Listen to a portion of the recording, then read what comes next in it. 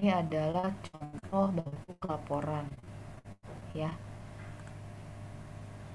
Nah, ini adalah contoh bentuk laporan ya. Nah, ini adalah laporan harian ya. Laporan harian. Jadi di sini yang Anda wajib ketahui ya, di dalam suatu struktur laporan proyek gitu ya. Di sana ada pihak yang terlibat di proyek ya. Pada saat pelaksanaan proyek ya tentu. Makanya Anda nggak lihat di sini ada perencana. Karena kan ini kalau laporan proyek itu berarti kegiatan yang dilakukan pada saat tahapan pelaksanaan proyek. Jadi di sana ada pemilik ya, ada konsultan MK atau pengawas ya, kemudian ada kontraktornya ya. Nah, ini ada kontraktor di mana di sininya nanti harus ditanda tangan ya, ditanda tangannya oleh siapa? Oleh kontraktor dan konsultan pengawas. Karena kan ini tuh nanti laporan ini akan diisi oleh konsultan pengawas dan didampingi kontraktor, atau bisa saja diisi oleh kontraktor tapi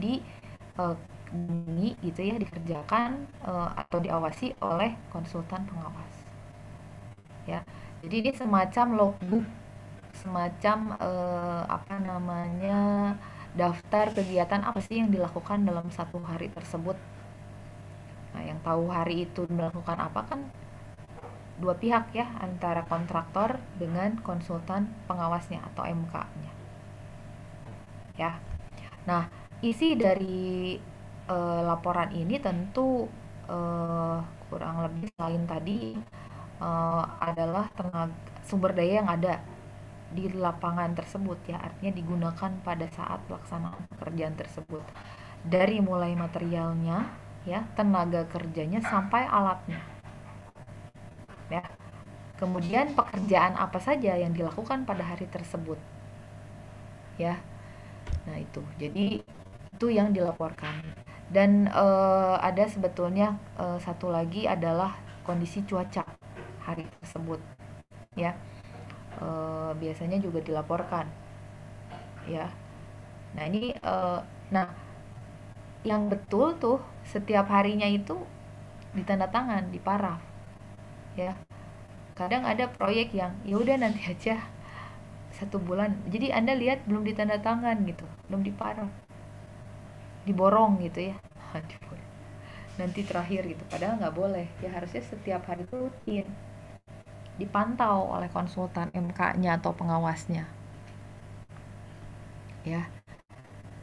Termasuk nah, ini di dalamnya tadi kan terkait dengan material ya, material yang didatangkan ya, material yang di reject pada hari itu ya. Kemudian alat juga, alat yang digunakan, ataupun misalnya ada alat yang rusak ya, terkendala ya, silakan disebutkan di sana ya. Dan alat-alat tadi juga bisa ada alat berat dan alat bantu ya, seperti itu. Nah, ini disampaikan di sini. Nah, ini pekerjaan dimulai dari jam 8 sampai jam 17. Kalau misalnya ternyata hari itu lembur ya dituliskan di sini ya. Jadi ini semacam logbooknya proyek, apa sih yang dilakukan proyek tersebut dalam satu hari tersebut, apa saja gitu ya. Nah, ini bentuk dari laporan. Nah, ini ada lagi nih contoh lagi.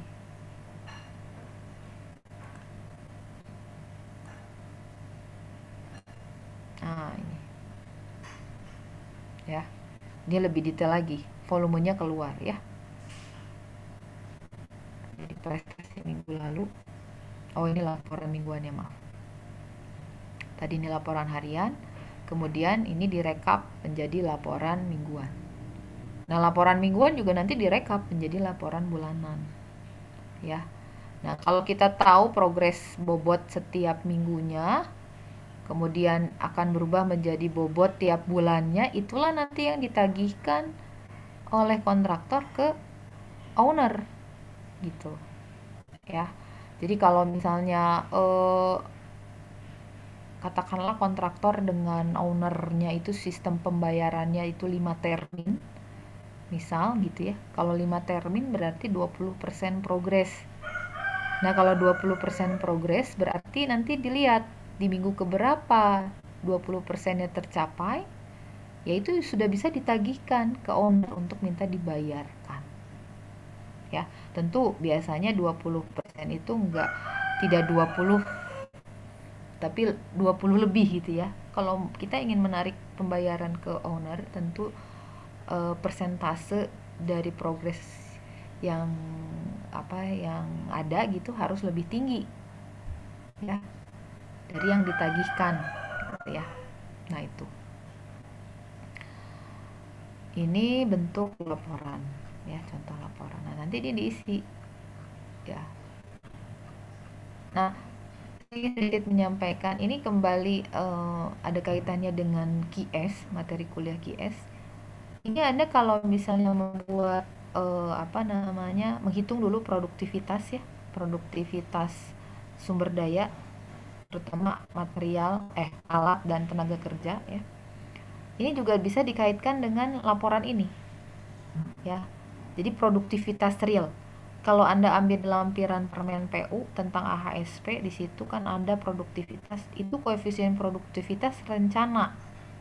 Artinya baku ya. Jadi kalau konsultan perencana mau bikin RAB itu merujuk ke sana. Anda tinggal ambil koefisiennya. Nah, bagaimana kalau koefisiennya real? Nah, kalau koefisiennya real berarti real, Anda menghitung. Nah, sumber data apa yang diperlukan kalau menghitung produktivitas real? Salah satunya adalah laporan ini. Ya, laporan ini. Makanya kalau tugas akhir mau menghitung RAP gitu ya, salah satu dokumen yang diperlukan ini ya. Jadi kalau di proposal pasti ditanya, ada nggak dokumen yang bisa diperoleh nggak? Ini mudah diperoleh sebenarnya kalau kalau Anda berhubungan baik dengan proyek tersebut, apalagi kalau ada alumni ya. Nah, itu mudah ya. Kalau daring pun kalau ada alumni bisa tuh. Yang sulit itu kalau di proyek itu kalau minta dokumennya keuangan, duitnya proyek. Nah, itu yang sedikit sulit ya. Nah, seperti itu ya. Nah, ini adalah laporan ya. Kemudian penyusunannya sendiri ya, ini sebenarnya kita nggak ada guideline-nya ya. Jadi kalau nggak ada guideline itu nggak ada yang baku gitu laporan tuh. Seperti setiap proyek tuh bisa saja beda-beda. Yang jelas yang jelas di dalam laporan itu ya harus mencantumkan apa pekerjaan yang dilaksanakan pada hari tersebut, sumber daya yang digunakan pada hari tersebut ya, kemudian pihak yang melaksanakan pekerjaan tersebut ya dibuktikan dengan tanda tangan atau paraf dari pihak tersebut ya, kemudian waktu tanggalnya itu juga harus ada ya, kemudian kondisi cuaca juga ya. Jadi kurang lebih seperti itu, tapi template-nya bakunya gitu tidak ada ya. Jadi di proyek itu bisa membuat ya, silakan gitu. Yang penting unsur-unsur itu terkandung di dalam laporan yang dibuat gitu ya, atau yang disusun. Nah, ini ya tadi laporan harian, mingguan, bulanan ya. Ini juga sama ya, di sini bagaimana membuat laporannya, Bu? Nah, ya laporan pelaksanaannya ya ini ya tadi laporan harian ya. Jadi pelaksana proyek ini harus membuat buku harian yang mencatat seluruh rencana dan realisasi kegiatan pekerjaan yang selanjutnya akan dipakai sebagai bahan penyusunan laporan harian. Laporan harian ini mencakup informasi harian mengenai semua kelengkapan yang diperlukan untuk mendukung pelaksanaan pekerjaan, realisasi kemajuan pekerjaan, perbandingan antara realisasi pekerjaan terhadap rencana kerja, dan permasalahan yang ada, yang antara lain terdiri dari tenaga kerja tadi ya. Jadi ada tenaga kerjanya di dalam laporan harian, bahan, peralatan ya. Kemudian keterangan tuh maksudnya apa? Kalau misalnya ada perubahan desain ya, gambar rencana tadi yang Anda lihat di sebelah kanan tadi ya, kolom paling kanan tadi di laporan. kemudian perintah dan persetujuan untuk melaksanakan pekerjaan, ya, realisasi pekerjaan, ya, cuaca, ya, dokumentasi, ya, bagus juga kalau udah ada dokumentasi juga, ya, permasalahan yang mempengaruhi produksi pekerjaan.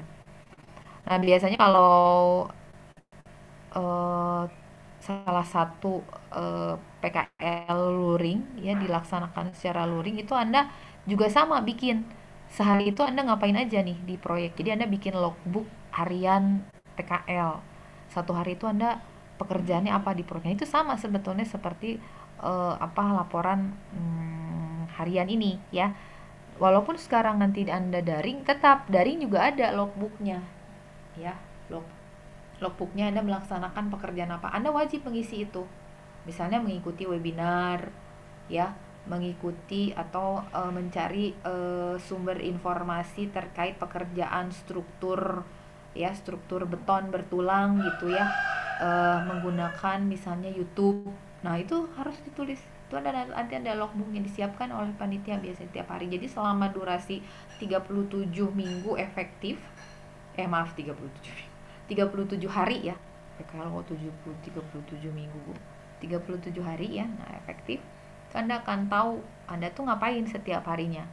Karena kita daring, ya sama gitu, dalam satu hari, dalam 37 hari itu Anda ada logbooknya, ya. Apa saja yang harus Anda isikan, ya. Nah, ini, ya, nanti seperti itu. Nah, ini kalau laporan mingguan apa ya? Laporan mingguan sebetulnya resume gitu, ya, resume. Tapi di sana biasanya dicantumkan juga ada kolom, ya, capaian aktual realisasi persen bobot aktualnya berapa persen. Kan bisa dihitung tuh.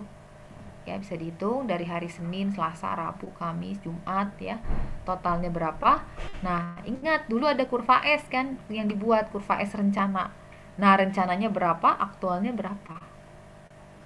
Ya, seperti itu. Makanya kalau dulu waktu pas bikin kurva S rencana, Anda menempatkan bar chart itu biasanya apa namanya,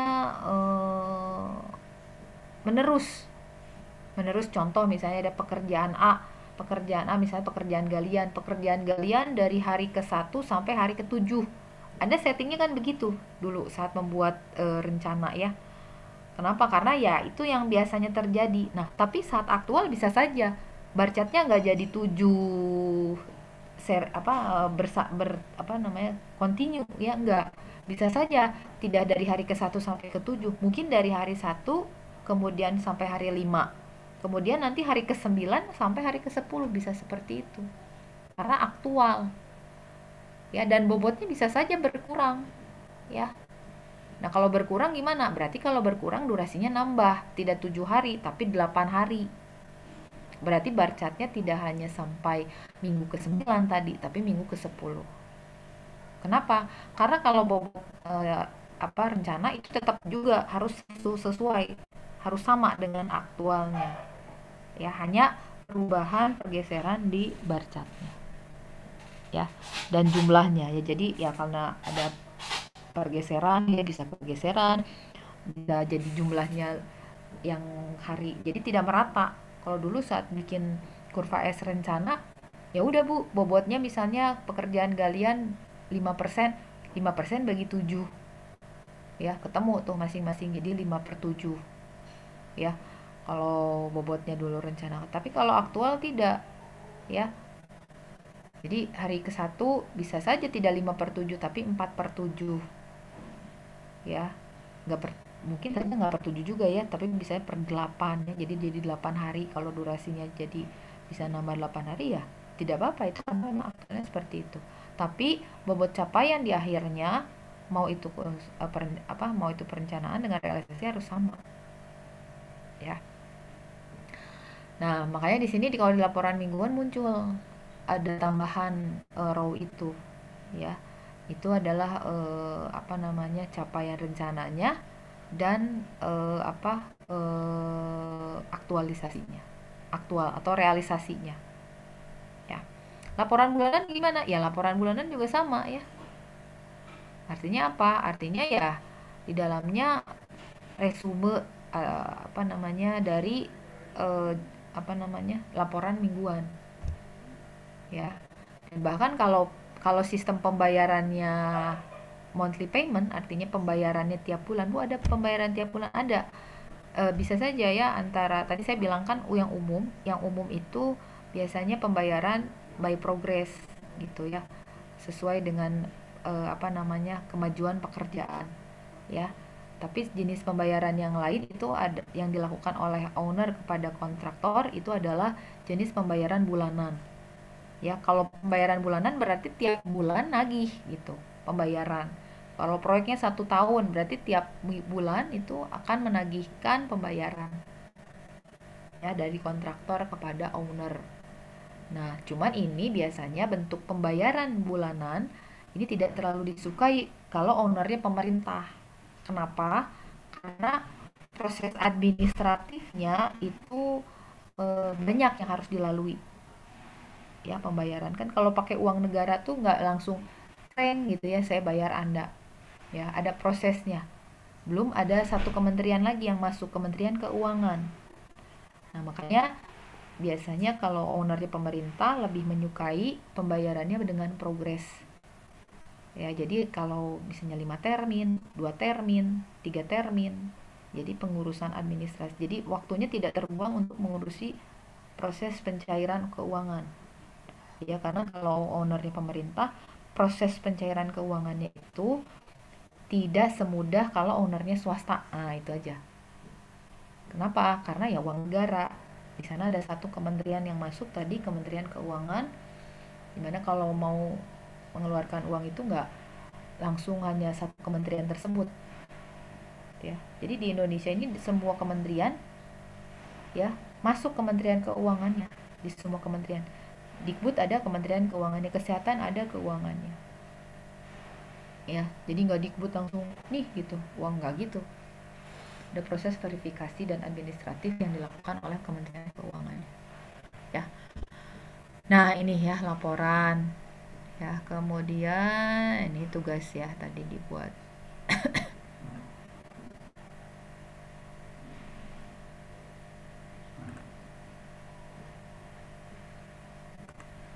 Kok ditutup sih? Nah, itu ya laporan ya yang sederhana, itu laporan. Nanti materinya nanti saya share ya di web ya. Tadi contoh laporan. Nah,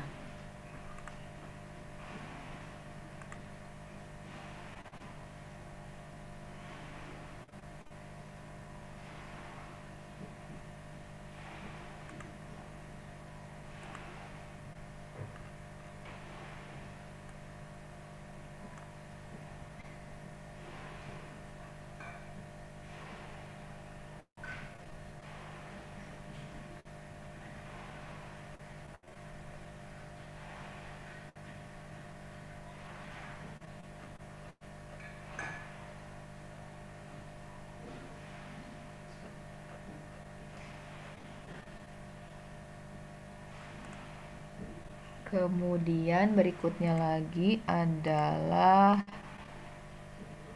kemarin kan sumber daya sudah ya, bikin sumber daya. Kok sumber daya dilaporkan juga ya, jika diperlukan dilaporkan.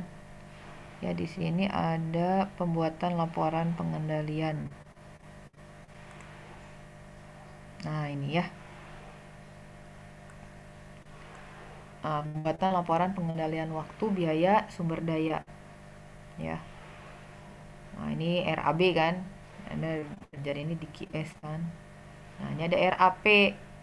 Ini rencana anggaran pelaksanaan proyeknya berapa. Ya. Nah, ini RAB-nya kita nih ya. Nih, dari sini ya.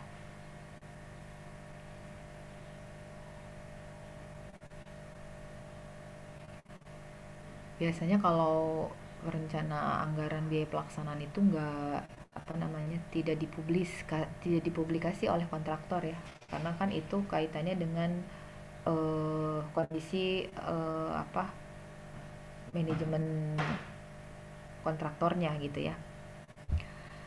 Nah, ini hal pertama yang perlu dilakukan kontraktor ya untuk membuat laporan pengendalian proyek adalah mempelajari ya dan mengevaluasi dokumen kontrak berupa gambar kerja, spesifikasi teknis atau RKS ya. Nih, kan kemudian jadwal penyelesaian ya. Laporan pengendalian waktu biaya sumber daya ini kan tentu karena kontraktor yang melaksanakan pekerjaan, jadi dia yang melaporkan ya. Jadi laporan tadi ya sheetnya memang template-nya biasanya kadang-kadang suka disediakan oleh konsultan MK, tapi biasanya kalau untuk kontraktor-kontraktor besar, kualifikasi besar, hal ini udah yang sudah baku ya, mereka kadang-kadang sudah punya template-templatenya masing-masing ya. Nah, kemudian dia mempelajari ya pasti ya kan untuk membuat pengendalian ini dia harus kontraktor tersebut harus mempelajari RKS, gambar ya, tentu yang ada di dalam dokumen kontrak ya. Jadi spesifikasi teknis, RKS, RAB semua ini adalah bagian yang ada di dalam dokumen kontraknya. Ya. Bukan dokumen pengadaan tapi dokumen kontraknya yang sudah disepakati antara kontraktor dengan ownernya. Ya, karena gambar itu juga nanti akan berubah. Ya, gambar itu bisa berubah. Nah, makanya gambar yang disepakati untuk dilaksanakan, didirikan oleh kontraktor itu adalah gambar yang ada di dalam lampiran dokumen kontrak. Ya. Nah, ini. Nanti dokumen kontrak Anda semester 7 ya.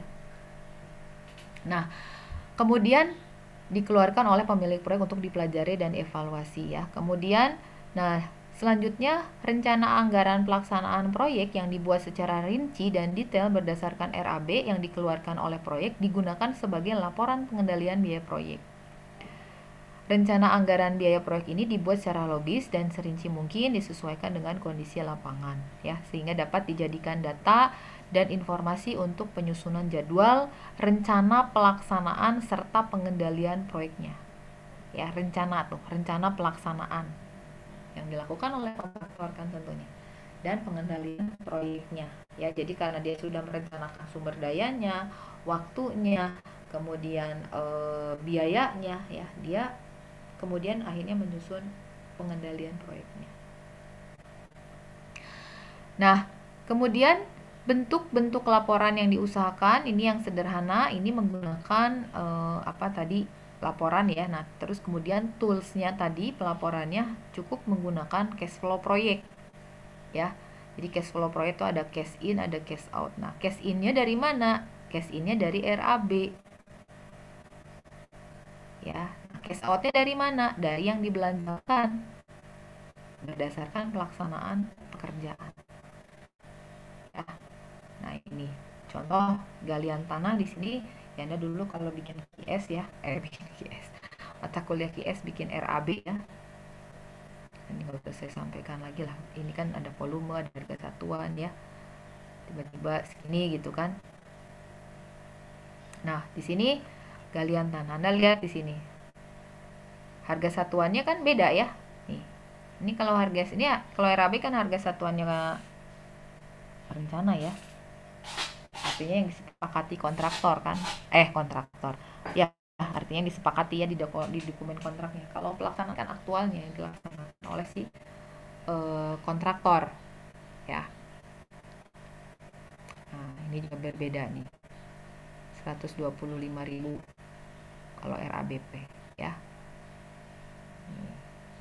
Jadi kalau RAB-nya 120 miliar 120 juta, maaf. Kalau RABP-nya itu 84 juta.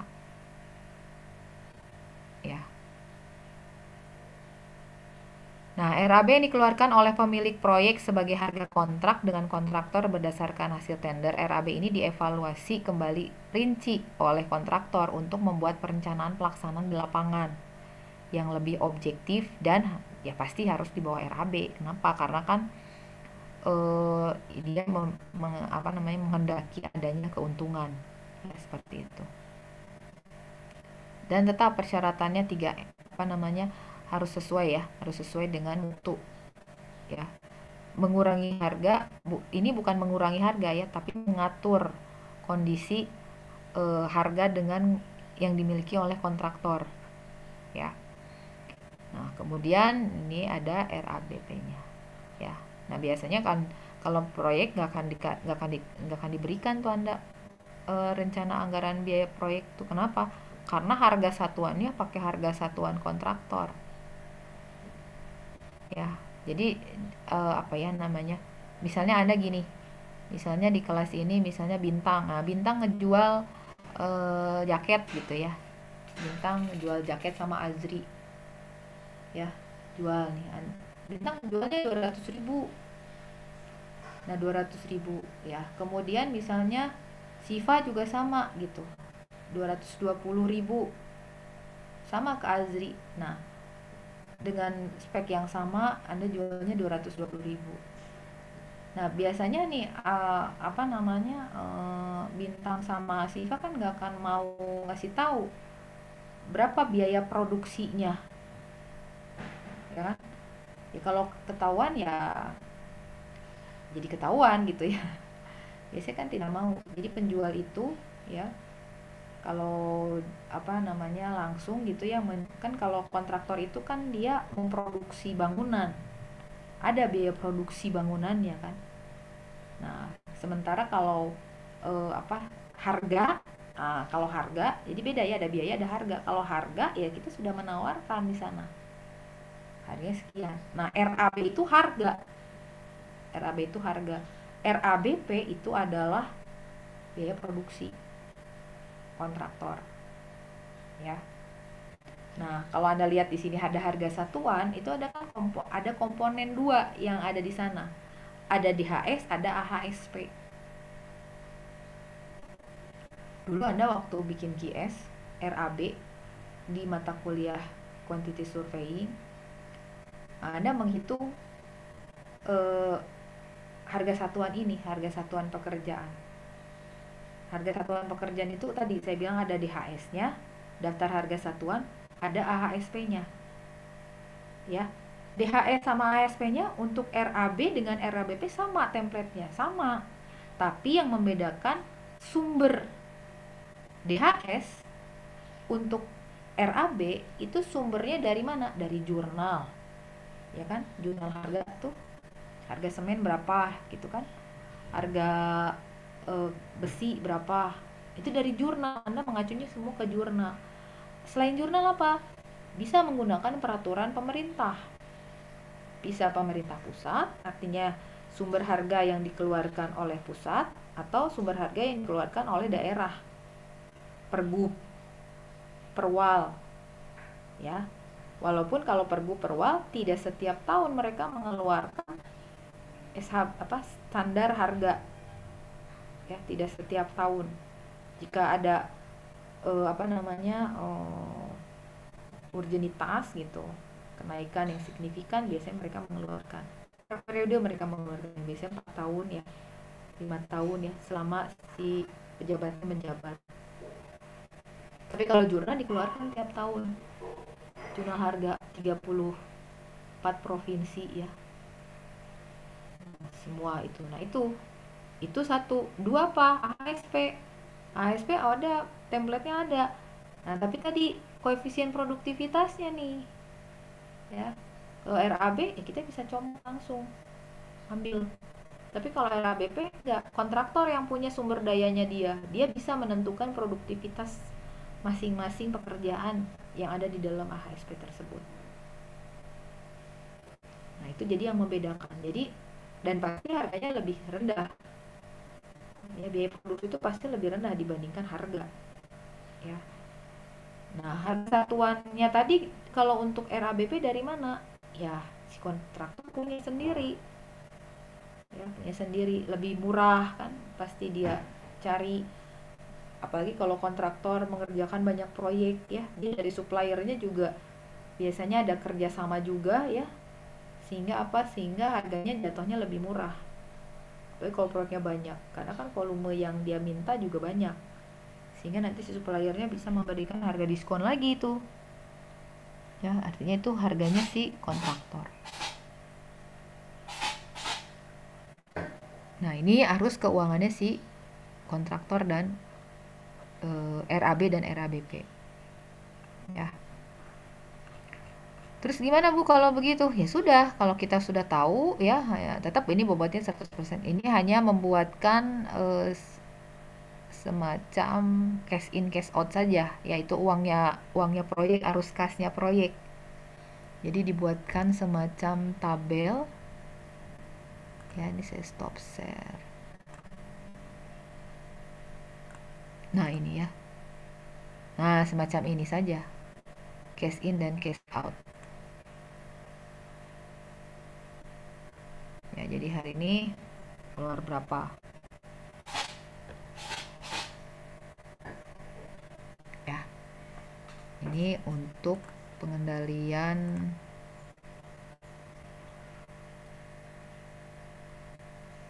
arus keuangan ya. Oke.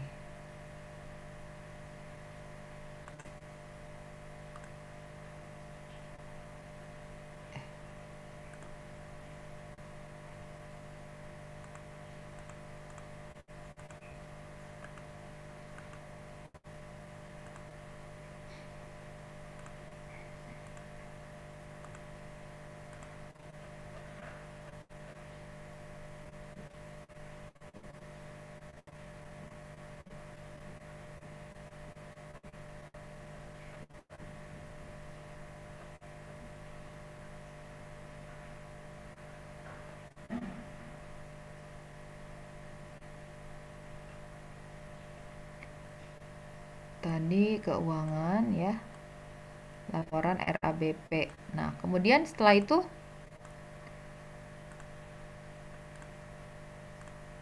ya, setelah itu laporan progres. Ya, kalau progres biaya tadi ya dan waktu. Ya, di sini penyesuaian bobot rencana ya, ada bobot aktual. Ya. Bobot rencana ada bobot aktual. Ya. Ini untuk penarikan, sebetulnya penarikan keuangan ya. Kemudian ada lagi laporan progres penggunaan sumber daya ya. Nah, nanti kalau progres sumber daya tugasnya minggu depan ya. Menggunakan Microsoft Project. Jadi mudah-mudahan Microsoft Project Anda sudah terinstall ya. Nah, ini hanya ini saja sebetulnya. Kalau kemarin tugas kan Anda pekerjaannya sederhana, kalau ini real. Ya. Jadi penempatan mandornya berapa orang dihitung detail. Kalau kemarin kan saya kasih tugasnya kan sederhana ya. Jadi material, upah sama alat. Ya, padahal kan upah itu juga harus dibedakan ya. Di sini ada mandor, ada kepala tukang, ada pekerja. Ya, ini sama seperti tugas minggu yang lalu ya. Tapi lebih kompleks gitu, lebih pekerjaannya lebih banyak ya, artinya menggunakan pekerjaan yang real. Nah, ini dibuat ya. Siapa yang membuat tadi? Kontraktor, kan dia yang punya sumber dayanya. Terus laporan penggunaan sumber daya ya. Dulu rencananya tanggal berapa ya di bar chartnya. Tiba-tiba aktualnya gimana nih yang kanan. Itu kan ini dibuat dulu rencananya dulu kan. Jumlah tenaga kerjanya berapa tiap harinya. Ternyata misalnya berubah. Ya. Itu bisa saja berubah. Jadi berubah nanti di sini si bar chartnya kalau ini ada perubahan. Ya. Kemudian aktual ya. Aktual. Nah, biasanya kalau ada real nanti ke proyek, biasanya nanti bisa saja membantu proyek itu membuatkan laporan aktualnya. Ya, laporan aktualnya. Tentu apa sumber data? Nah, jangan salah, sumber datanya tadi laporan. Ya, laporan harian tentunya yang detail ya. Nah, ini.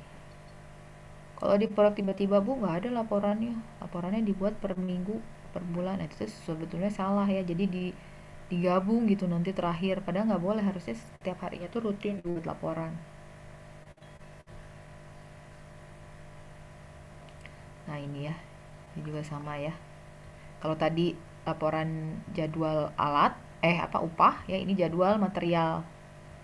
Jadi kalau yang soal yang kemarin saya berikan tugas itu sederhana. Seharusnya sih kalau di proyek nggak sesederhana itu. Jadi muncul alatnya itu apa, materialnya itu apa, tenaga kerjanya itu apa. Dan kenapa harus muncul? Karena kan masing-masing eh, nanti apa biayanya beda-beda gitu ya. Kemarin itu contohnya sederhana. Nah, kalau di sini sebetulnya lebih apa sih? Lebih menyesuaikan dengan kondisi proyek. Nah, ini ya. Ini kemarin sudah Anda buat ya sebetulnya. Tapi dengan yang kondisi sederhana. Nah, itu pengendalian menggunakan laporan. Ya. Dan ini mah kalau laporan mah mau kompleks mau tidak kompleks, proyek pasti harus buat ini kalau laporan. Ya. Nah, sebelum kita lanjut ke materi berikutnya, ada pertanyaankah dulu tentang laporan?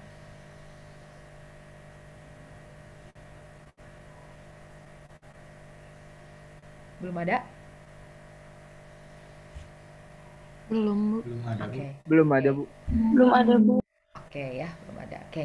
Nah, sekarang kita masuk ke laporan laporan. Bentuk tools bentuk pengendalian yang lain. Nah, saya akan menyampaikan dua bentuk pengendalian proyek. Nah, kalau yang ini menggunakan tools ya. Jadi menggunakan alat bantu. Kan kayak kemarin NWP itu alat bantu juga ya. Ya walaupun sebetulnya Curve juga sama ya, alat bantu, tapi alat bantu sederhana gitu. Atau umum ya. Nah, tapi kalau yang akan kita bahas ini biasanya digunakan tadi untuk proyek-proyek yang kompleks.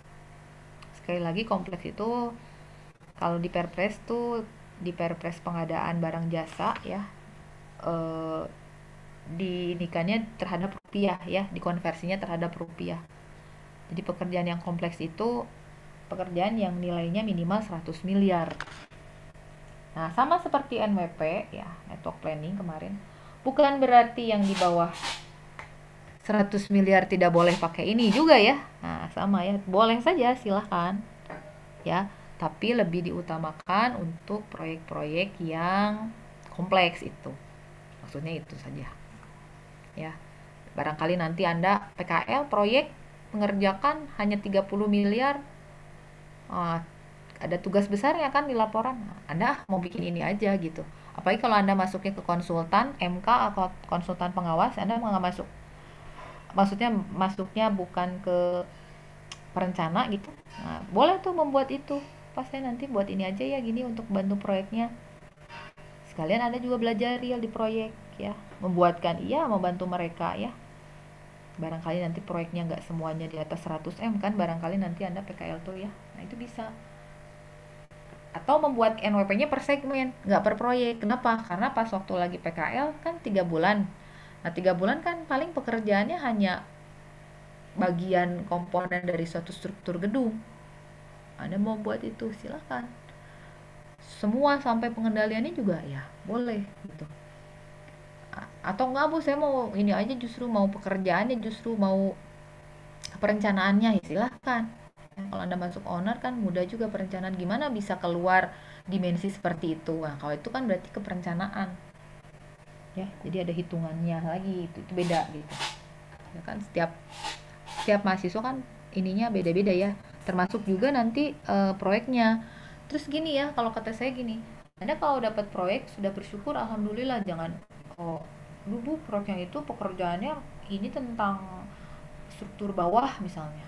Saya nggak mau struktur atas, susah lagi, mau dimanfaatkan saja ya, mungkin rezekinya di struktur bawah, ya sudah nggak apa-apa, struktur bawah kan banyak yang bisa dikaji ya, walaupun tetap ya semua kan namanya PKL tetap harus keluar metode pelaksanaan konstruksinya ya. Nah begitu, jadi nggak disesuaikan saja gitu, jangan karena ini dipaksakan harus ini ya, sudah lah, yang penting sudah dapat gitu ya. Kondisi seperti saat ini gitu, kalau Anda tahu kinerja, tidak ada kinerja proyek ya, kinerja kita saja sebetulnya kan menurun ya, produktivitasnya. Nah, menurunnya itu apa? Tapi menurunnya di sisi yang lain, sebenarnya ada yang bisa dikembangkan yang lain lagi kan begitu ya. produktivitas tatap muka tuh kan kita berkurang, tapi ada sesuatu yang bisa Anda pelajari lagi dengan software, dengan yang lain kan begitu. Jadi apa namanya, tidak tidak jadi apa namanya, artinya dengan pandemi ini tidak jadi hilang sebetulnya gitu. Banyak yang harusnya sebetulnya bisa digali gitu. Memang secara praktikalnya, artinya menggunakan tangannya, soft skillnya, tatap mukanya berkurang, tapi ada yang soft skill lain yang bisa digali ya, dengan melakukan literatur survei sekunder, menggunakan internet ya, YouTube, software ya. Anda kan kalau era pandemi ini nggak boleh gaptek ya, nggak boleh gaptek lagi dengan software-software yang ada ya.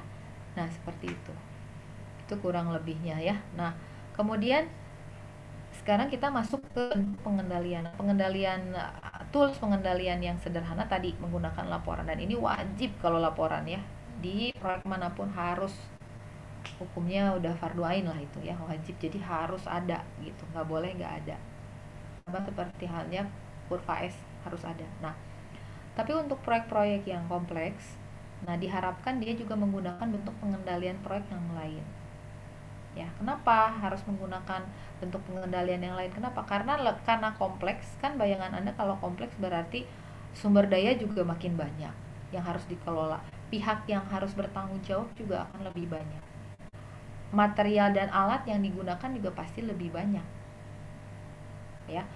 Kemudian selain lebih banyak apa? Ada yang namanya waktu tadi ya, waktu juga lebih lama kan pasti. Biasanya kalau proyek lebih kompleks waktunya lebih lama ya.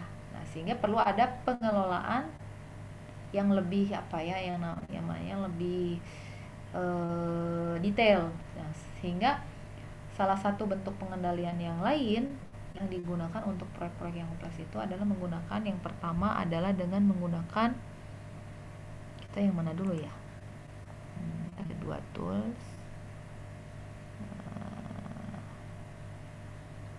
Kita masuk ke pengendalian proyek dengan menggunakan metode crashing ya.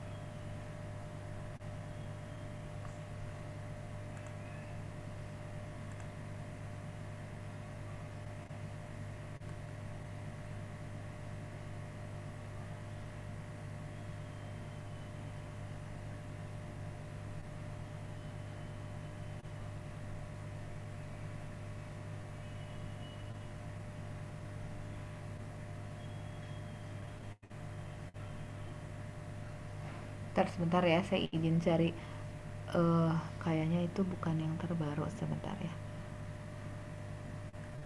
cari file.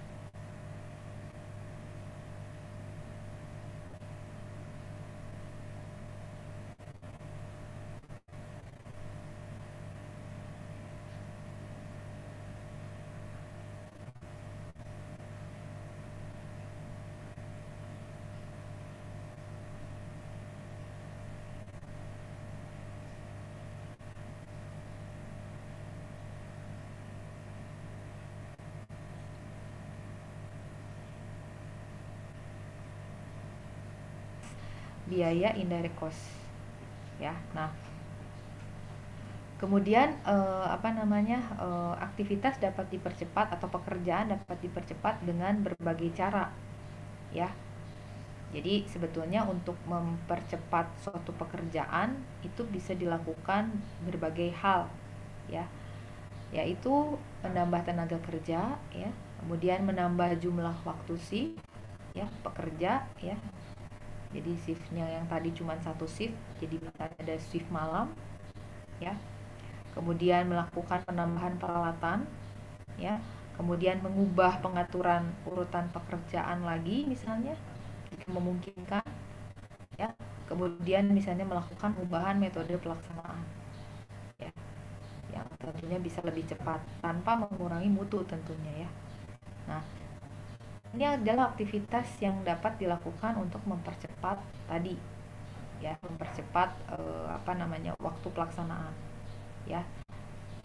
Aktivitasnya ini ya, tapi yang di crash-nya itu adalah durasinya nanti ya. Tentu karena dengan melakukan aktivitas-aktivitas ini ya, durasi proyek kan bisa dipangkas ya, bukan dipangkas, dikurangi ya. Nah, cara menguranginya itu adalah dengan memangkas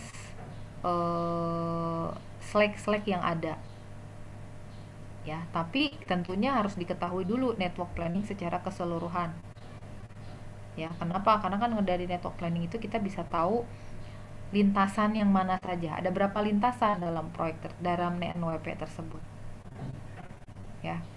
Nah, untuk inilah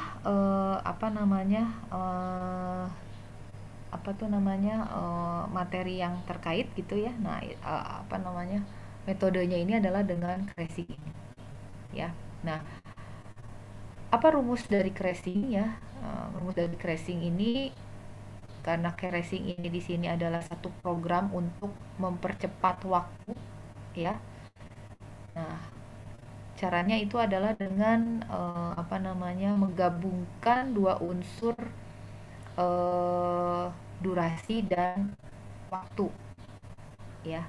Tentu waktu rencana, waktu aktual ya, dan realisasi dengan cost yang aktualnya juga ya. Nah, biaya yang diperlukan untuk memperpendek durasi suatu pekerjaan ini satuannya itu adalah biasa disebut juga dengan cost slope ya, dimana cost slope ini rumusnya adalah biaya yang di crash ya dikurangi biaya normal dibagi durasi normal dikurangi durasi yang akan kita crash. Di crash tuh apa ya bahasa ininya, dipendekkan ya.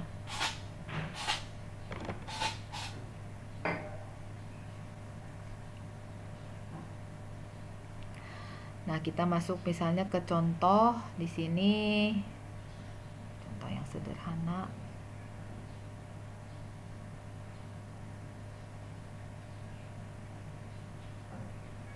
Nah, misalnya di sini diketahui suatu contoh soal seperti ini ya. Nah, dari soal ini Anda diminta dulu membuat, di sini ada pekerjaannya ya. Ini yang pekerjaannya, kemudian ada durasi normal ya, dan durasi yang akan dipendekkan. Tentu durasi yang bisa dipendekkan ini ya, durasi yang dipendekkan ini tentu sebetulnya durasi yang ada di dalam lintasan tersebut ya. Nah, ini yang ditandai ini adalah pekerjaan yang kritis, kemudian ada biaya normal ya, dan ada biaya dengan menggunakan crash. Nah, Anda lihat di sini ya, biaya crash itu pasti lebih tinggi dari biaya normal. Kenapa? Karena dengan memperpendek durasi pekerjaan ya. Tadi kan untuk memperpendek itu kan ada caranya ya. Caranya itu salah satunya aktivitas yang bisa dilakukan adalah dengan menambah SDM, menambah alat, menambah tenaga kerja. Nah, karena kita menambah tenaga kerja tadi, otomatis sebetulnya biaya yang dilakukan untuk satu pekerjaan tersebut kan bertambah. Ya. Tapi ingat, durasi keseluruhan proyeknya kan nanti akan berkurang. Sehingga ada biaya indirect cost tadi yang harusnya dibebankan itu jadi hilang atau berkurang. Yang tadinya ditargetkan 8 minggu jadi 6 minggu. Ya, tentu dengan 6 minggu kan tidak hanya serta-merta proyek itu ya 6 minggu, nggak bisa begitu. Kalau mau 6 minggu apa? Berarti ada kegiatan aktivitas tambahan yang harus dilakukan. Salah satunya dengan menambah manpower misalnya. Otomatis dengan menambah manpower, durasi durasi crashnya lebih pendek, tapi biaya crashnya pasti lebih tinggi. Nah, seperti itu. Makanya kalau lihat di sini ini lebih tinggi. Nah, ini Anda gambarkan biasa ya kalau network planning ya, kurang lebih seperti itu. Nah, kemudian Anda hitung cost slope-nya. Ya, crash cost slope-nya. Tadi rumusnya ini. Anda nggak usah dihafal, nggak apa-apa ya. Karena nanti diberikan ujiannya selalu open book. Kalau close book juga di soal udah diberikan. Nah, ini rumusnya. Biaya crash ya dikurangi biaya normal ya, dibagi durasi normal dikurangi durasi crash. Ya. Jadi kalau ke sini berarti ya kolom ini ya. Kolom ini kurangi kolom ini, dibagi kolom ini dikurangi kolom ini. Untuk masing-masing activity ya, atau untuk masing-masing pekerjaan. Ya, nah ini. Ini dari 6 kegiatan dapat dihitung crash cost slope-nya. Ya. Nah, kalau normal cost kan dari kegiatan tersebut 48.300. Ini dijumlahkan 48.300. Ya. Dengan tadi durasinya juga ya, totalnya 140 hari. Nah, jika diharuskan mempercepat, maka dilakukan kegiatan tadi ya, yang berada dalam jalur kritis tadi dengan cost slope yang terkecil. Cost slope yang terkecil yang kita hitung di sini adalah Rp60 per hari. Ya. Nah, sehingga tahap yang berikutnya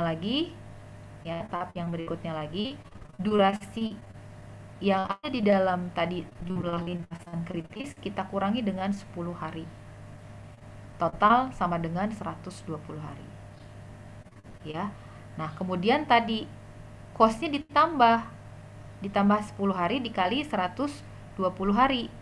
120 hari, maaf. Rp120. Ya. Ini harusnya coret-coret ya. Ini saya mohon maaf, ininya saya apa itu namanya? Aduh, apa sih? Kok saya jadi ini? Apa ya namanya itu? Yang untuk coret-coretnya sedang terkendala, jadi saya nggak bisa coret-coret ya. Aduh, harusnya enaknya coret-coret ya. Ini ya. Nah, ini. Tadi 120 ya. Rp120 ya. Kemudian tahap yang berikutnya lagi, jadi Anda mengcrash memendekkan masing-masing dari kegiatan yang kritis. Ya. Yang pertama yang B, kemudian yang C, kemudian yang D, dan kemudian yang E. Kita kritisnya 4 ya kalau nggak salah ya. Iya, 4. B, C, D, E. Tahap 2 ya tadi yang B, C, D, dan E. Ya. Jadi yang dari tahap yang pertama itu Anda mendapatkan perpendekan waktunya 130 dengan biaya 48.900. Kalau tahap 2, kalau Anda memendekkan pekerjaan yang kritisnya yang tadi apa sih? BC ya. C 120 ya, biayanya 50.100. Kemudian kalau yang Anda pendekkan yang D itu biayanya waktu yang lebih pendek, yaitu waktunya menjadi 115 tapi biayanya 51.600. Dan kalau Anda crash yang E, ya, waktunya menjadi 110 dan biayanya adalah 56.600. Nah, kemudian Anda buat dalam grafik hubungan antara tadi durasi ini dengan biaya yang sudah Anda lakukan dengan crash tadi. Ya, jadi Anda membandingkan beberapa alternatif, ya. Kalau crashnya yang pekerjaan B seperti apa, kemudian pekerjaan C seperti apa, pekerjaan D seperti apa, pekerjaan E seperti apa. Ya. Nah, kemudian setelah itu, ya, kondisi crashnya dapat ini. Nah, ini ya kondisi crashnya tadi. Oh, ini bukan, ini tugas. Nah, ini dapat diketahui kondisinya nanti seperti ini. Ya, komparasi berbagai tipe, ya. Ini harusnya saya share dulu ya materinya, jadi Anda tuh bisa baca dulu ya. Salah saya nih harusnya. Ini saya ada agak terkendala apa itu tuh? Saya sih kalau bilang itu sabak ya. Papan ya. Papannya sedang error ya. Jadi nggak bisa coret-coret. Ya, nah ini tugas ya ini. Oke.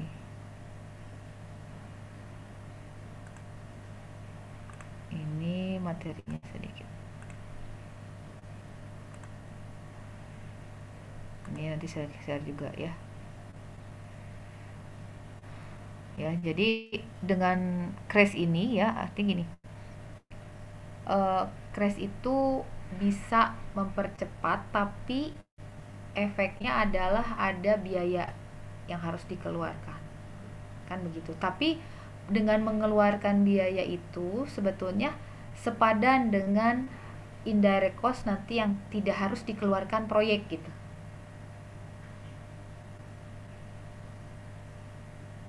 Biasanya untuk proyek-proyek yang multi years ya, artinya yang tahun jamak ya, kegiatan crashing ini senang dilakukan ya, dicoba dilakukan. Tentu dengan melihat dulu lintasan yang ada ya, artinya network planning yang ada. Nah, dipercepat itu memendekkan. Anda kan kalau yang namanya kurva, yang namanya network planning kan ada lintasan kritis ya. Nah, lintasan kritisnya ini yang kita pendekkan. Yang ada di dalam lintasan kritis tentu kegiatan-kegiatan kritis kan. Nah, kita akan memendekkan yang mana? Mau yang B, mau yang C gitu ya. Misalnya tadi contoh di soal, mau yang E, mau yang F. Dengan memendekkan salah satu dari kegiatan-kegiatan kritis yang ada di dalam lintasan kritis tersebut, efeknya terhadap apa? Terhadap biaya yang dikeluarkan karena kegiatan penambahan tadi.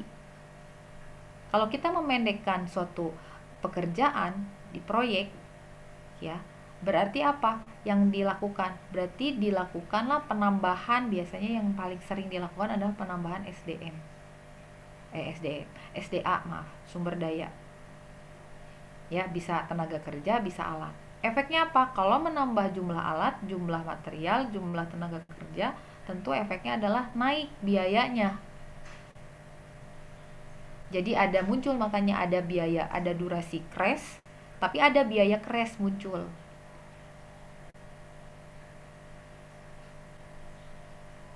Nah, dari tahapan tadi ya, Anda kalau mau tahapan ini berarti segini, ini segini. Nah, itu berarti bukan empat-empatnya, tapi Anda ambil salah satu. Ya, jadi proyek punya keputusan, saya mendingan mendekin segini deh. Ya. Mendekin yang kegiatan B, saya akan pendekkan kegiatan B ya, mempercepat tuh B. Kenapa? Karena kalau yang B ternyata biaya yang harus saya keluarkan segini. tadi berapa ya, 51.000 kalau nggak salah, 48.300 ya. Atau ambil decision yang mana, saya mau memendekkan yang pekerjaan E tapi biayanya nanti jadi begini ya, atau yang C, atau penggabungan. Penggabungan dibolehkan memang jika tingkat urgenitas dari suatu proyek tersebut memang diharapkan cepat sekali gitu ya pelaksanaannya ya, tapi tentu dengan pertimbangan-pertimbangan lain ya. Nah, kalau tidak urgenitasnya terlalu tinggi ya sudah kita laksanakan dengan beberapa atau dengan salah satu dari pilihan yang sudah kita crash gitu. Nah, kegiatan ini sebetulnya lebih banyak dilakukan tadi satu untuk proyek-proyek yang memang tingkat kompleksitasnya tinggi ya. Kedua, memang manfaatnya untuk kontraktor, dia akan mengurangi beban indirect cost-nya. Ketiga, ini biasanya proyek-proyek yang memang dikejar sekali proses pelaksanaannya lebih cepat dari yang sudah direncanakan. Dulu yang menggunakan tools ini ya, menggunakan pengendalian tools crashing, kemudian yang crashing terutama itu di proyek-proyek infrastruktur. Ini kalau di proyek infrastruktur diharapkan lebih cepat ya, bisa cepat, biasa terrealisasi. Contoh dulu, Anda ingat dulu kalau dulu ini Anda memang mahasiswa gedung tapi saya cerita saja proyek proyek jalan tol apa itu namanya, Cipularang ya. Cipularang ini kan dibangun waktu saya lagi kuliah ya, kuliah S1 S2 gitu, itu dibangun ya. Nah, dulu kan direncanakannya ada sesuai waktunya, misalnya 3 tahun gitu, 2 tahun misalnya. Tapi karena kita waktu itu ditunjuk sebagai tuan rumah kegiatan konferensi Asia Afrika, udah deh ya. Jadi apa? Jadi dituntut lebih cepat ya. Dan waktu itu tidak terprediksi juga ya kondisi alamnya. Makanya kalau dibahas tuh dulu selalu di kilometer 90 ya sampai ya 90-an gitu. Itu terjadi penurunan ya, penurunan. Jadi itu sering tuh dibahas dulu waktu waktu saya kuliah ya tentunya ya, karena terjadi penurunan kondisi tanah di situ karena terlalu cepat dulu dilaksanakan. Nah, mungkin sebetulnya harusnya ya kegiatan aktivitas yang dilakukan tidak hanya menambah SDA tapi juga melakukan perubahan metode. Tadi kan Anda lihat ya di paparan saya tadi yang awal, kegiatan aktivitas untuk bisa mempercepat itu tidak selalu harus menambah sumber daya, tapi bisa juga mengubah metode yang lebih cepat tentunya. Ya yang sederhana lah, kalau kita mau ngecor yang konvensional dengan yang langsung datang kan ya, cor di tempat dengan kita beli gitu langsung ya kan, itu sebetulnya metode ya, tapi apa yang dikorbankan? Biaya pasti ya tentu, tapi kan itu bisa dirancang ya, dihitung supaya percepatan proyek tersebut tetap bisa dilakukan ya. Nah ini ya, nanti ini teorinya silahkan Anda baca ya tentang crashing ya. Kalau di buku Wolfram kayaknya nggak ada ya materi ini ya, atau ada ya, saya lupa, kayaknya nggak ada ya. Nah ini ininya saja ya sebetulnya. Nah ini tadi kan kalau mau crash itu kan ya, ini nggak boleh sebenarnya mengurangi kualitas, itu artinya bukan mengurangi kualitas spek ya. Nah, kemudian tadi ya jadi menyusun kembali ya, ini bukan konsekuensi ya, maksudnya ini kelemahan ya kalau misalnya crashingnya itu tidak dilakukan sesuai dengan prosedur ya. Ya kalau tadi kita lihatnya mudahnya saja ya, sumber dayanya saja yang bertambah, tapi kalau itu ada metode yang berubah, nah itu harus analisis lebih lanjut ya, apa kaitannya terhadap biayanya. Jangan sampai kita tadinya mau niatnya memperpendek proyek ya, memperpendek durasi proyek, tapi jadinya apa namanya justru menambah biaya atau bahkan menurunkan kualitas ya, itu nggak boleh ya. Nah itu makanya memang kegiatan ini memang banyak dikerjakan, banyaknya sih saya kalau neliti ini untuk proyek-proyek infrastruktur ya. Nah gedung mungkin saja bisa ya, tapi eh, apa namanya ya, ini bisa jadi salah satu kajian nanti Anda kalau tugas akhir atau Anda melanjutkan sekolah lagi gitu ya. Ya kalau yang contoh sederhana tuh seperti itu, jadi hanya mengalihkan saja kebutuhan harga dari sumber dayanya kepada jumlah penambahan dari sumber dayanya. Padahal di situ ada tadi satu lagi adalah bisa kita mengubah terkait metode ya, metode kerja yang ada.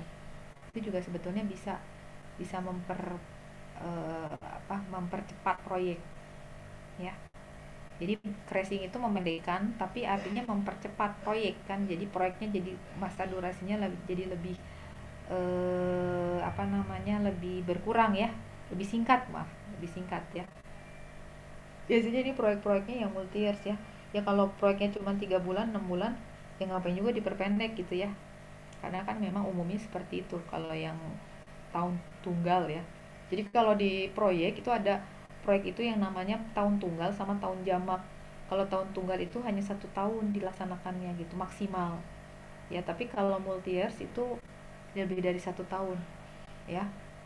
Nah kalau proyek-proyek kalau di gedung biasanya yang multi years ini proyek-proyeknya yang dilaksanakan oleh swasta, pihak swasta ownernya ya.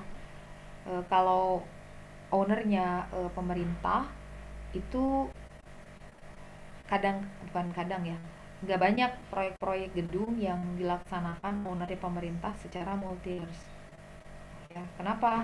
Ya karena kalau ownernya pemerintah itu spek dari gedung itu sudah ada acuannya tersendiri. Kita tidak bisa apa namanya mengacu kepada bangunan pemerintah non pemerintah gitu. Tapi kalau bangunan-bangunan high rise building gitu ya, gedung-gedung pencakar langit yang besar yang ownernya swasta kan bebas ya. Spesifikasinya tergantung keinginan si owner itu sendiri. Ya walaupun di gedung ya sekarang juga mulai ya, gedung-gedung pemerintah juga apa namanya yang high rise building ini biasanya pendanaannya tidak full dari APBN ya. Biasanya yang dikembangkan lagi di situ sistem pembiayaannya dengan pinjaman ya. Anda kalau lihat contoh saja yang sederhana, kalau Anda lihat gedung eh, apa namanya UPI misalnya, kemudian misalnya lihat lagi gedung di Unpad Jatinangor, bu kok mereka gedungnya bagus-bagus bisa seperti itu, atau ITB saja. Nah mereka memang perguruan tinggi yang mendapatkan biaya pelaksanaan gedungnya itu tidak hanya dari APBN tapi juga dari pinjaman ya, dari pinjaman ya. Kalau misalnya Anda lihat bangunan UPI, dia dapat pinjaman dari apa namanya Jepang ya, ITB dari Jepang. Kemudian kalau misalnya Anda lihat di Unpad Jatinangor dapat pinjaman dari apa namanya, dari Islamic Development Bank ya, dari Bank Arab ya. Kok Bank Arab sih, apa namanya, bank ya, bank itulah ya, apa namanya, bank Islam gitu ya, Islamic Development Bank. Nah seperti itu ya. Jadi dia mendapatkan skema pembiayaannya. Kalau skema pembiayaannya pinjaman memang rata-rata pekerjaannya itu bisa dilaksanakan dengan skema multi years ya. Tapi kalau infrastruktur, nah, infrastruktur ya berbeda memang, karena kalau infrastruktur kan, Anda kalau lihat proyek infrastruktur kan ya jarang-jarang ya dilakukannya tahunan, tapi pasti biasanya tahun jamak. Memang kalau infrastruktur sendiri skema yang dilakukan memang pendanaannya banyak juga ya sekarang yang menggunakan loan, bahkan mendominasi ya, mendominasi kondisi negara kita yang memang mengerjakan proyek itu sumber pembiayaannya tidak hanya dari APBN ya, tapi banyaknya memang sebetulnya dari pinjaman ya. Nah, kenapa dari pinjaman? Karena bentuk-bentuk infrastruktur itu skemanya eh, apa namanya sistem semacam investasi gitu ya, kan kayak infrastruktur kayak jalan tol ya, bentuk investasi itu, investasi proyek konstruksi ya. Kalau gedung itu proses investasinya tidak terlalu ini ya, tidak terlalu seperti infrastruktur ya, terutama jalan tol, sehingga eh, skema jalan tol ini banyak akhirnya yang investor-investor asing yang ingin menanamkan gitu uangnya ke Indonesia. Salah satu bentuk investasi bidang konstruksi. Nah, seperti itu ya. Kalau bangunan pemerintah ya, apalagi bangunan sekolah, sebetulnya lebih bukan ke investasi ke profit ya, tapi ke benefit ya, ke manfaat ya. Makanya kalau Anda lihat ada bentuk-bentuk kerjasama, walaupun misalnya katakanlah contoh misalnya ITB mendapatkan untuk pengembangan gedungnya dari Jepang misalnya, tapi kan ada nanti kesananya itu adalah bentuk benefitnya riset gitu, misalnya ada kerjasama ya. Kemudian selain kerjasama misalnya juga pertukaran pelajar atau sekolah sana ya, nah seperti itu. Nah, sampai saat ini sih kalau Polban sendiri ya belum, ya masih inilah ya, menginisiasi gitu. Nah, seperti itu ya. Jadi itu ya, saya juga kemarin kalau ada ya, kan kita sekarang banyaknya di rumah gitu ya. Kalau di rumah kerjaannya kalau bukan mengerjakan pekerjaan yang lain ya lihat misalnya TV gitu ya. Saya beberapa hari yang lalu lihat di TV tayangan negara-negara ya dengan IQ tertinggi di dunia ya. Jadi negara-negara yang eh, si penduduknya itu IQ-nya itu tinggi gitu di dunia, negara apa saja gitu. Nah, saya kemarin lihat itu ternyata saya juga baru tahu ya, negara yang paling ini tuh 5 besar tuh apa ya kemarin tuh kalau nggak salah tuh Itali ya, kelima Itali kalau nggak salah, kelima Itali, keempat Taiwan, ketiga itu Jepang, kedua Korea Selatan ya, ke satu Singapura. Ya kalau Singapura sih saya mikirnya karena penduduknya sedikit ya. Nah, jadi rasio perbandingannya juga, tapi kalau Korsel dan Jepang, kayak saya juga melihat di TV kemarin Indonesia melaksanakan kerjasama dengan Korea Selatan ya untuk menelurkan vaksin COVID ini, tapi untuk usia ini ya anak anak dan balita ya, kan sekarang dibolehkan tuh yang 12 tahun ke atas, tapi untuk yang 0 sampai 12 tahun kan belum ada nih. Nah, itu saya mikir kenapa dengan Korsel, oh ternyata Korsel itu juga salah satu negara yang memang penduduknya gitu IQ-nya tinggi-tinggi ya. Saya pikir negara-negara Eropa, ternyata enggak ya, negara Asia gitu, mungkin karena sering banyak makan ikan ya. Nah, makanya Anda tuh sebetulnya bagus ya kalau makan ikan ya, ikan mas, ikan patin, ikan-ikanan lah ya. Kalau Indonesia mah ikannya, yang salah di Indonesia tuh ikannya dibikin jambal ya, ikan asin ya. Nah, itu jadi tensi, itu jadi darah tinggi gitu ya. Ya kalau di sana kan itu diolah kan. Tapi kalau di Jepang sendiri nggak seperti itu. Kalau di negara kita mah ikan tuh malahan dijadiin ikan asin ya, enak bu, iya. Tapi kalau sering-sering kan, nah itulah ya. Kayak itu yang crashing. Silahkan, ada yang ingin ditanyakan dulu terkait crashing?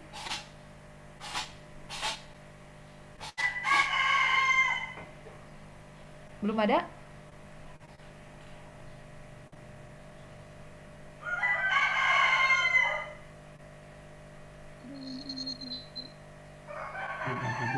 Belum ada. Oke ya.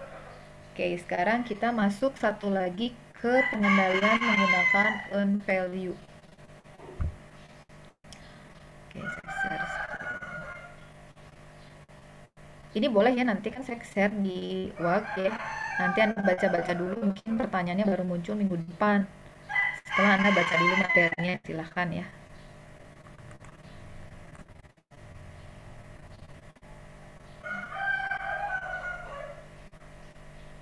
Ini gitu. Ya, benar.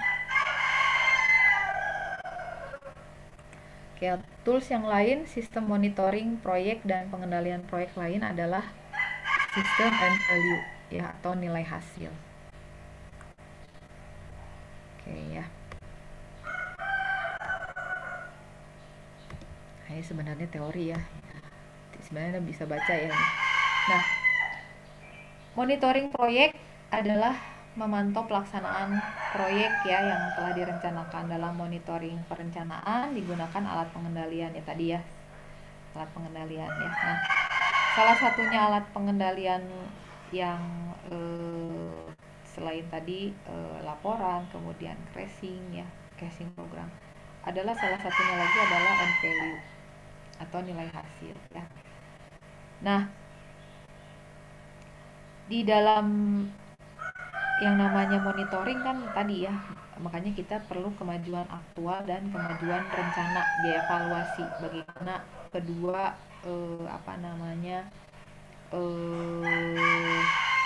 kondisi tersebut ya. Nah, yang saya ingin sampaikan kalau nilai hasil ya itu menggabungkan dua kurva S dalam satu tampilan grafik. Jadi ada kurva S aktual dan kurva S rencana. Tentu yang namanya kurva S rencana Anda bisa buat langsung 100%. Tapi kalau kurva S aktual Anda buatnya per kondisi yang ingin dibuat gitu ya. Jadi kalau misalnya proyek 12 bulan, kemudian dimulai bulan Januari, nah Anda diminta sekarang bulan Juni. Nah, Anda baru bisa bikin kurva S aktualnya bulan Juni kan. Ya begitu ya. Belum bisa Anda menggambar kurva S aktual sampai bulan Agustus. Kenapa? Karena kan sekarang masih bulan Juni. Sekurang-kurangnya semungkin-mungkinnya Anda hanya baru bisa menggambarkan kurva S aktualnya dari bulan Januari sampai bulan Juni. Nah, sehingga apa? Sehingga dengan nilai ini ya, dengan end value ini, kita udah bisa kan menggambarkan kurva S-nya baru sampai Juni ini. Nah, dengan bantuan tools ini ya, ini bahasa sederhananya, kita bisa meramalkan. Meramalkan apa? Meramalkan kalau produktivitas atau kinerja kurva S aktualnya kita gini ya, terus seperti ini, gimana nih? Apakah akan melebihi waktu? Apakah akan melebihi anggaran? Apakah sesuai? Apakah tidak sesuai? Nah, gitu. Bahasa teorinya nanti saya kasih nih, ada 32 slide. Tapi bahasa teknisnya itu seperti itu gambarannya. Ya, nah ini nanti sebetulnya Anda bisa baca ya ini. Ya, ini apa namanya? Teorinya. Ya, teorinya. Jadi kurva S-nya ini, jadi teknisnya lagi sekali lagi, kurva S metode apa namanya bagi hasil ini ya, earn value ini, teknisnya adalah menggabungkan dua kurva S rencana dengan kurva S aktual. Kurva S rencana Anda sudah bisa gambarkan full 100%, tapi kurva S aktualnya belum. Nah, untuk pengendalian ini harus dilakukan untuk proyek-proyek yang sedang berjalan. Nah, misalnya tadi, proyek ini berjalan dari Januari sampai Desember. Nah, kita bisa melakukan earn value ini di mana? Sekarang saatnya. bulan Juni. Nah, bulan Juni kita gambarkan kurva S aktualnya. Nah, setelah kita gambarkan kurva S aktual sampai bulan Juni ini, dengan itulah kita bisa meramalkan kalau misalnya kinerja kurva S aktual kita bertahan seperti ini, nanti ujungnya kita 12 bulan atau 13 atau 11. Nah, gitu. Biaya gimana? Biaya sesuai nggak? Over atau juga turun gitu ya? Nggak, di bawah, rendah. Nah, ini kita bisa prediksi ya. Nah, jadi ini saya ceritain ini teknisnya seperti itu. Kenapa? Karena ada mahasiswa nanti apa namanya dulu ya angkatan dulu tuh ada yang mengambil tugas akhir ini. Tugas akhir ini tapi proyeknya udah selesai. Nah, nggak bisa. Ini harus diterapkan pada proyek yang sedang berjalan. Ya, jadi kan Anda namanya memperkirakan ya. Memperkirakan ini kalau misalnya kinerjanya seperti ini, sehingga apa? Sehingga nanti kalau kita sudah tahu, oh perkiraannya bakal seperti ini, nah itu harus diperbaiki tuh si kinerja kurva S aktualnya.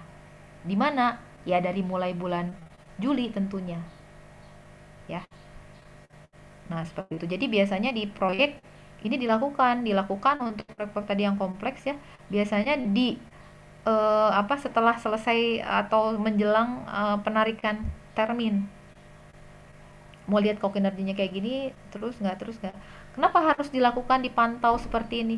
Kalau dibiarkan nanti mendekati Oktober, oh ternyata udah terlalu tinggi gitu ternyata biayanya ya, sehingga kalau udah mau selesai ya bentuk pengendaliannya sudah tidak bisa dilakukan dengan eh, baik gitu ya. Nah, seperti tentu yang melakukan ini ya tadi ya kontraktornya juga sama ya. Dia mengendalikan yang dia tuh kan biayanya kan punya dia ya. Tapi selain itu juga dia nanti dibantu oleh konsultan pengawas atau MK. Ya tapi karena ini proyek-proyek yang biasa kompleks proyek kompleks tentu bentuk entitas pengawasnya namanya konsultan MK ya. Nah, seperti itu ya. Nah, ini teorinya ya. Manfaatnya apa? Nah, ini manfaatnya untuk mengukur kinerja biaya dan waktu. Nah, tadi kan ya, kalau tadi saya menyampaikan bahasa mudahnya, tapi bahasa bukunya gini, untuk mengukur kinerja biaya dan waktu. Ya. Nah, informasi yang ditampilkan berupa variabel. Kalau saya senangnya bilangnya variabel, tapi di sini buku bilangnya indikator, nggak apa-apa, indikator dalam bentuk kuantitatif ya. Indikator ini nantinya ya akan bermanfaat untuk menginformasikan posisi kemajuan proyek dalam jangka waktu tertentu. Nah, saat ini dulu gimana nih? Kan gitu ya. Kalau kita mau meramalkan nanti kan kita harus tahu sekarangnya dulu. Kemudian memperkirakan proyeksi. Nah, tadi saya bilang proyeksi. Jadi proyeksi kalau nanti ini terus gimana nih? Proyeksi kemajuannya ke depan. Ya. Nah, seperti itu. Melebihi nggak biayanya? Waktunya melebihi nggak? Atau berkurang atau sesuai? Nah, ini. Ya. Nah, indikator ini informasinya. Nah, berbekal ketiga indikator tersebut ya, tadi kan posisi, kemudian kemajuan proyek ya, kemudian dilakukan analisis terhadap penyimpangan yang terjadi pada biaya ya, biaya waktu dengan cara mengukurnya. Nah, indikator atau parameternya itu apa saja dari earn value. Nah, earn value itu indikatornya yang pertama adalah BCWS ya. Nah, BCWS ini menggambarkan anggaran rencana sampai pada akhir periode tertentu terhadap volume rencana proyek yang akan dikerjakan. Jadi BCWS itu nanti ada hitungannya ya, ada rumusnya. Nah, kemudian BCWP. Nah, BCWP ini menggambarkan anggaran rencana proyek pada periode tertentu terhadap apa yang telah dikerjakan pada volume pekerjaan aktual. Ya. Kemudian Yang terakhir adalah ACWP, menggambarkan anggaran aktual yang dihabiskan untuk melaksanakan pekerjaan pada keadaan volume pekerjaan aktual. Ya, ini indikator earn value-nya. Nah, masing-masing analisisnya itu nanti ini ya. Ada yang namanya penyimpangan waktu. Penyimpangan waktu itu kita namanya SV ya, itu rumusnya BCWP dikurangi BCWS. Ya. Nanti BCWP-nya ada fokusnya ya, BCWS. Nah, kesimpulannya nanti kalau SV-nya lebih besar dari 0 ya, berarti progres aktual lebih besar daripada rencana. Ya. Kalau SV-nya lebih kecil dari 0, berarti progres aktualnya kita lebih kecil dari rencana. Itu yang pertama, SV. Kedua adalah SPI. Ya, ini penyimpangan terhadap waktu. Masih terhadap waktu ya. Jadi kalau penyimpangan terhadap waktu, nih, yang pertama adalah SV, yang kedua adalah SPI. SPI rumusnya BCWP dibagi BCWS. Ya, ini rumus ini nggak usah ada hafal ya. Mau close book, mau open book, biasanya pasti selalu saya berikan rumusnya. SPI, kalau SPI-nya lebih dari 1 berarti progres aktualnya lebih besar daripada rencana ya. Kalau SPI-nya lebih kecil dari 1 berarti progres aktual lebih kecil dari rencana. Nah, terus kemudian tadi kan waktu. Nah, kemudian kalau untuk biaya sama 2 juga ya. Kalau tadi SV sama SPI, kalau ini CV sama CPI ya. Ini juga sama rumusnya ya, BCWP ya. Nggak harus Anda hafal gitu, nggak harus Anda hafal. BCWP dikurangi ACWP, CPI BCWP dibagi ACWP ya. Nanti kesimpulannya seperti apa ya. Nah, ini ya. Nah, ini juga sama ya, rumus ya. Nah, kalau misalnya nanti sudah dari hasil hitungan CPI dan atau dari hasil perhitungan penyimpangan terhadap waktu dan biaya, Anda lakukan analisis lagi ya, menghitung ini ya, ini rumusnya. Saya juga jujur nggak hafal ya rumusnya, jadi kalau mengerjakan sampai sekarang saya juga nggak hafal ya. Jadi kalau menginikan ya udah, Anda lihat lagi rumusnya, nggak apa-apa ya.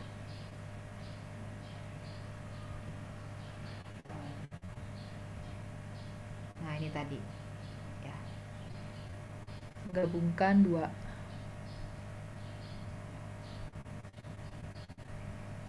ya. Ini ada contoh soalnya kalau nggak salah.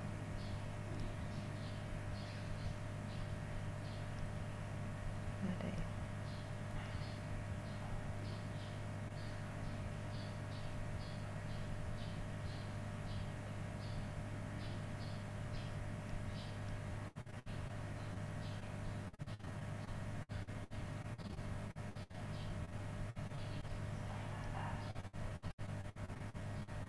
Nah, ini langsung contoh soal aja. Nah, seperti ini. Jadi misalnya suatu perusahaan kontraktor mendapatkan kontrak pekerjaan ya. Contohnya misalnya ini Rp160.000 ya, untuk kebutuhan upah dan material sebesar 146.000. Ini harusnya US ya. Sedangkan profit yang diharapkan adalah 14.000. Kontrak tersebut dimulai pada tanggal 4 Mei ya, dengan network planning ya, seperti ini ya. Kegiatan, durasi, dan biaya. Nah, progresnya ya. Nah, progres masing-masingnya seperti ini ya. Kan tadi kegiatan-kegiatan tersebut kan diminta Anda menggambar tadi ya kurva S aktualnya. Ya, jadi kelihatan di situ progresnya kan belum belum yang aktual nggak 100% ya. Nggak semua 100%. Kan ini kan 100%-nya kan ini nih. Dari kegiatan nomor 1 sampai 9 ya. Nah, bayangannya kan gitu. Kalau ibaratnya gini, kalau kita punya progres dari bulan ke 1 sampai ke bulan 12, terus kita diminta sekarang menggambarkan kurva S aktual bulan Juni, kan semua pekerjaan belum ada ya. Nah, gitu loh maksudnya. Jadi, kalau kita minta bulan Juni, AB mungkin sudah 100% progresnya. Tapi AC mungkin baru 80%. AD baru misalnya 30% gitu loh maksudnya. Ya. Dan kita beberapa pekerjaan yang sudah ada realnya di proyek. Ya. Nah, ini maksudnya. Maksudnya ini gitu. Nah, terus biayanya ya. Nah, seperti itu, ya. Ini jadi contohnya seperti itu ya. Nah, nanti dari sini Anda buatkan ya prestasi proyeknya. Ya, kalau ini kan total ya, totalnya. Nah, Anda diminta di minggu ke-8 kalau ini. Ya, di minggu ke-8 ini kan RAB-nya. Kalau diminta di minggu ke-8 seperti apa? Tentukan kondisi proyek yang terjadi pada akhir minggu ke-8. Jadi pas saat minggu ke-8 itu gimana nih?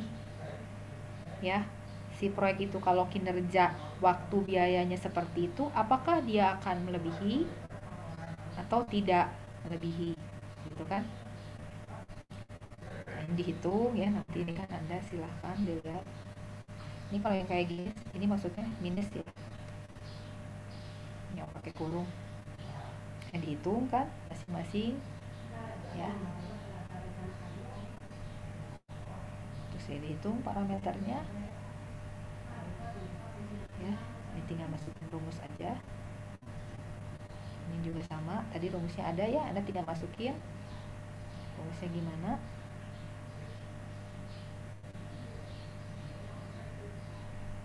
Schedule-nya.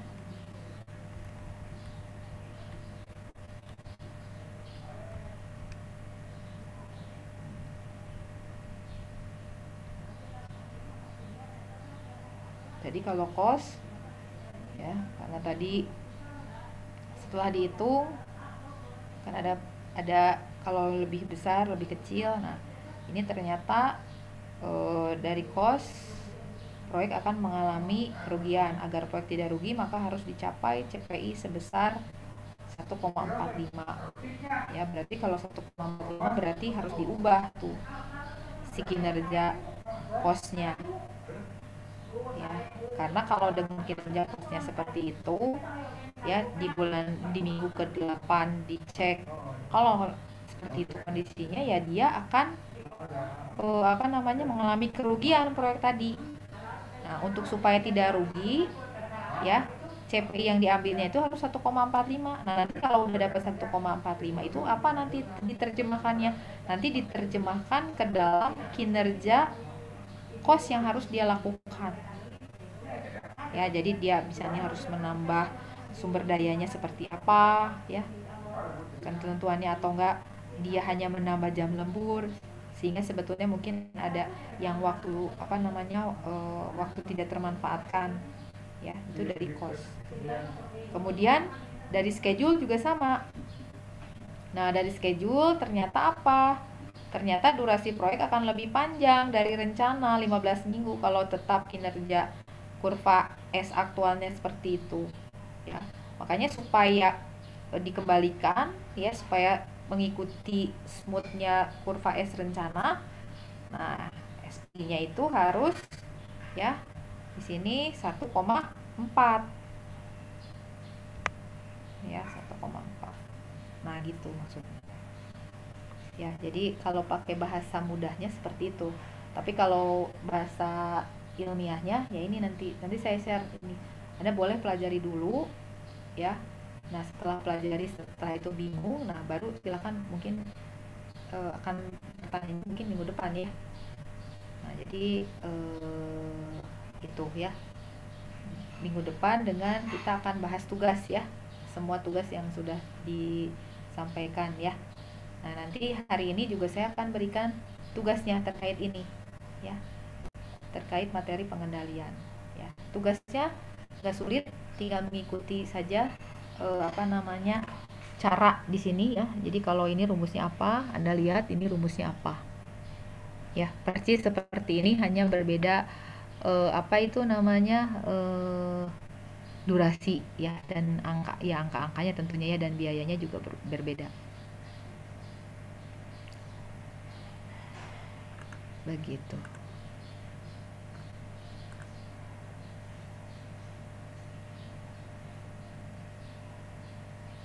Silakan, ada yang ingin ditanyakan? Belum ya kayaknya ya. Masih bingung ya. Nanti silakan saya share, mungkin sebentar lagi saya share ya, jam 10-an. Nanti saya share di WhatsApp gitu. Nah, silakan Anda kerjakan soalnya ya. Ini ada kuliah lagi nggak sih hari ini? Ada, Bu. Oh, ada ya. Nanti siang ya. Kuliah, mata kuliah apa? SMK 3L, Bu. Oh, SMK 3L. Oke, ya, ya. Oke, kalau gitu nanti tugasnya dikumpulkan akhir minggu aja ya, tapi jangan sampai dikerjakannya nanti gitu ya, last minute ya. Oke lah, saya kasih waktu ya, karena ini kan materinya juga saya menyampaikannya sampai jam 10.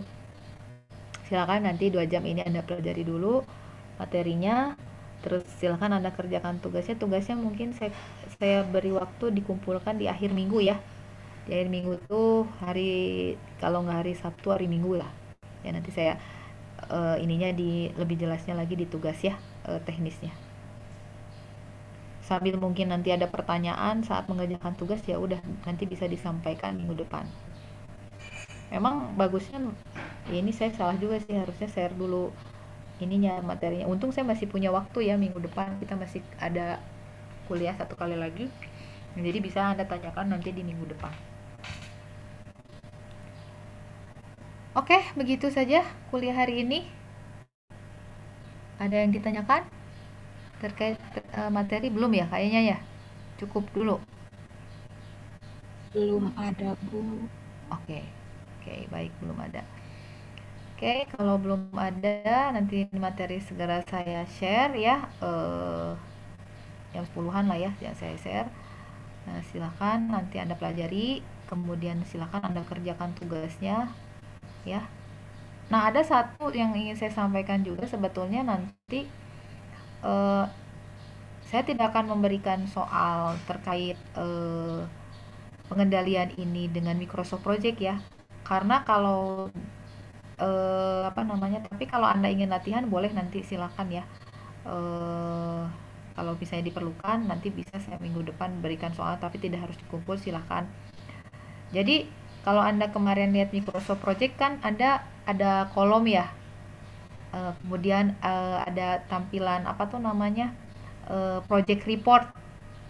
Nah, kalau Anda masuk ke project report kemarin sempat ada BCWP juga, ACWP, BCWS ya. Jadi itu juga ada indikator yang ada di dalam Microsoft Project, itu juga bisa muncul. Jadi dihitungkan. Oh, Bu, berarti mudah. Iya, bisa ya. Tapi apa? Tapi semuanya harus di-entry dulu. Ya, di-entry dulu. Ya, sebenarnya bisa kita latihan dengan menggunakan pemisalan saja pekerjaannya ABC gitu ya.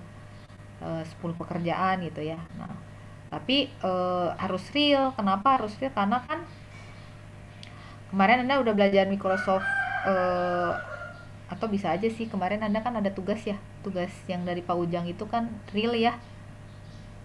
Udah ada ini belum, udah dibahas belum tugasnya? Udah ya? Yang dengan Pak Ujang, saya lihat tuh di waktu kan Anda dikasih tugas baru bikin durasi. Udah dicoba belum bikin hubungan antar pekerjaannya, hubungan start to start, start to finish, finish to start, finish to finishnya, atau belum? DMS projectnya, Bu. Iya, DMS projectnya. Udah, sampai Oh, kurva udah. S-nya. Nah tuh sampai kurva S-nya. Jadi kalau bisa itu nggak usah nggak usah itu apa namanya, kan ada file itu. Nah, kita bisa pakai file itu mencoba nanti menghitung ini apa namanya, pengendalian proyeknya menggunakan earn value. Ya walaupun tetap Anda harus ngerjain juga normalnya apa tuh namanya? Manualnya ya. Nah, kalau itu kan nanti dihitungkan ya.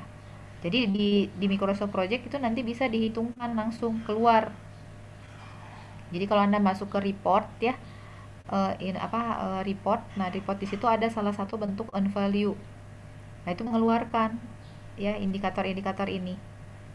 Jadi di trace-nya mudah ya, nggak sulit. Jadi kan apa namanya, biasanya kan dia per termin ya, diceknya misalnya kalau tadi kan contoh soal di minggu ke-8, bisa saja ini dilakukan di minggu kedua, minggu ketiga, minggu keempat dengan cara yang sama. Itu harus dilakukan misalnya tiap minggu dimonitor atau tiap bulan dimonitor. Nah, berarti kan yang mudahnya ya dengan menggunakan Microsoft Project itu ya. Kalau manualnya ya Anda mengerjakan nanti tugas, kalau manualnya begini gitu. Tapi kalau masuk ke Microsoft Project itu bisa langsung klik gitu loh maksudnya. Ada itu, tapi itu minggu depan aja. Kan tugas yang kemarin Paunya mungkin pasti Anda masih ada kan. Nah, nanti kita bahasnya pakai yang tugas itu ya.